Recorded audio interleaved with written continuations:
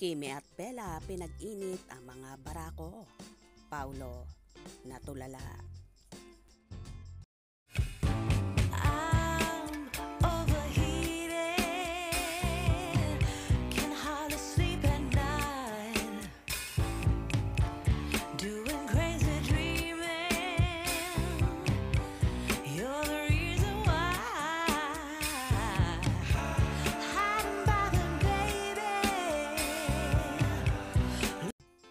Patalbugan sa kanilang mga singit ang mga bestie na sina Kim Chiu at Bella Padilla habang nasa dagat at nagkakatuwaan. Sa mismong Instagram post ni Bella makikita silang dalawa ni Kim na nakatupis, bathing suit at basang-basa sa kanilang itsura habang nakaharap sa kamera. Parehong nakaseme bukaka ang dalawang aktres na nagpaluwas sa singit ng kanilang mga hiyas. Ito ang isa sa mga madalang na pagkakataong magbalandra ng kanyang daring sexy pose si Kim at maging si Bella. Walang tulak kabigin ang dalawa sa makinis nilang mga singit na kitang-kita naman na walang namumuong chismis o bagyo para pintasan o laitin ang kanilang mga private parts.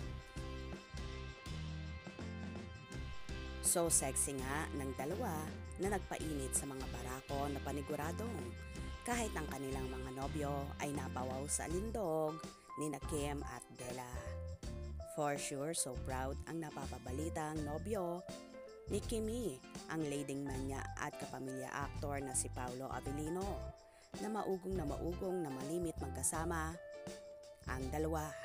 Hindi man nakadalo ang aktor sa kaarawan ni Chinita Princess ay binati naman ito sa kanyang Instagram at ibinalandra ang larawan ng dalaga na ngayon lang ginawa ng aktor compare sa kanyang mga past relationship.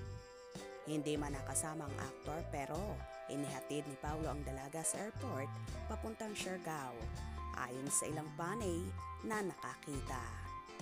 Confirmed din na magkasama ang dalawa kamakailan sa Balisen Island kung saan mababanaag sa suot-suot na shades ni Kimi si Paulo kung saan nakasombrero ito.